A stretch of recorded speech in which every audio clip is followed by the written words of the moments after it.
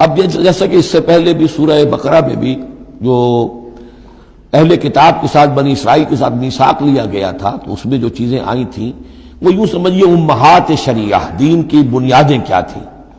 ہم نے معاہدہ لیا تھا اللہ کے ساتھ شرک نہیں کرو گے، والدین کے ساتھ نیک احسان کرو گے، قرابت داروں کے ساتھ وغیرہ وغیرہ۔ اب یہ دوسرا مقام آ رہا ہے کہ شریعت کے اندر کیا چیزوں ہیں جو اہم تر ہیں، جن کو سامنے رکھنا چاہیے معاشرتی سطح پر۔ سب سے پہلی بات وَاعْبُدُوا اللَّهَ وَلَا تُشْرِكُوا بِهِ شَيْئًا، پہلا حق اللہ کا ہے، اللہ کی بندگی اور پرستش کرو، اس کے ساتھ کسی کو شریک نہ ٹھہراؤ۔ نمبر 2 وَبِالْوَالِدَيْنِ إِحْسَانًا، یہ 4 مقامات قرآن میں ہیں جہاں اللہ کے حق کے فوراً بعد والدین کے حق کا تذکرہ ہے۔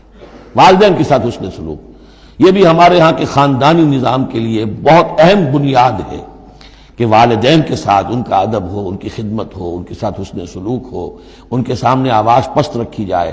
بڑی تفصیل سے سورہ بنی اسرائیل میں یہ بات آئے گی، لیکن یہ کہ یہ ہمارے معاشرے میں خاندان کے استحکام کی یہ بھی ایک بہت اہم بنیاد ہے۔ وَبِذِي الْقُرْبَىٰ، قرابت داروں کے ساتھ، وَالْيَتَامَىٰ وَالْمَسَاكِينِ، اور یتیموں کے ساتھ اور مسکینوں کے ساتھ، وَالْجَارِ ذِي الْقُرْبَىٰ، اور وہ ہمسایہ جو قرابت دار بھی ہو۔ پہلے عام طور پر محلے ایسے ہی ہوتے تھے، ایک ہی قبیلہ ایک جگہ رہ رہا ہے، رشتہ داری بھی ہے، ہمسائے کی بھی ہے۔ وَالْجَارِ الْجُنُبِ، اور اجنبی ہمسایہ بھی ہو سکتا ہے، جیسے آج کل شہروں میں ہوتے ہیں ہمسائے اجنبی ہوتے ہیں۔ وَالصَّاحِبِ بِالْجَنبِ، اور ایک عارضی قسم کی بھی ہمسائیگی ہوتی ہے کہ جو آپ کے برابر بیٹھا ہوا ہے، آپ بس میں بیٹھے ہیں آپ کے برابر بیٹھا ہو، یہ بھی آپ کا ہمسایہ ہے، جو کسی بھی اعتبار سے آپ کے ساتھ ہے، آپ کے پاس بیٹھنے والا ہے، اس کے ساتھ بھی نیک سلوک۔ وابن سبیل، اور مسافر کے ساتھ نیک سلوک۔ وما ملکت ایمانکم، اور جو بھی تمہارے لونڈی غلام ہیں، جو تمہاری ملک یمین ہے، ان کے ساتھ بھی نیک سلوک۔ ان اللہ لا یحب من کان مختالا فخورا، اللہ کو بالکل پسند نہیں ہے وہ لوگ کہ جو مختال ہیں، شیخی خورے اور اکڑنے والے، فخر کرنے والے، اکڑ کرنے والے۔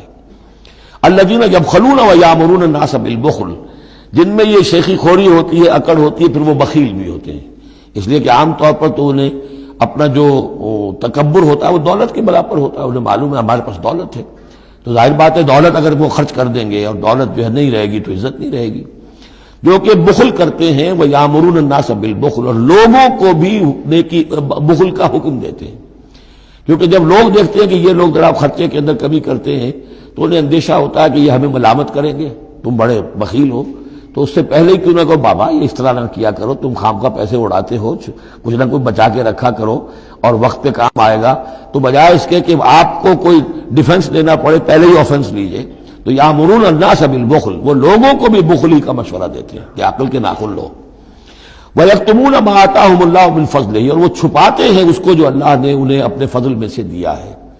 دولت ظاہر ہوگی تو کوئی سائل سوال کر بیٹھے گا، یعنی اچھا مسکین صورت بنائے رکھو کہ ان کے اوپر تو شاید خود 2 وقت کے فاقے ہیں، اب ان سے میں کیا ان کے سامنے ہاتھ دراز کروں۔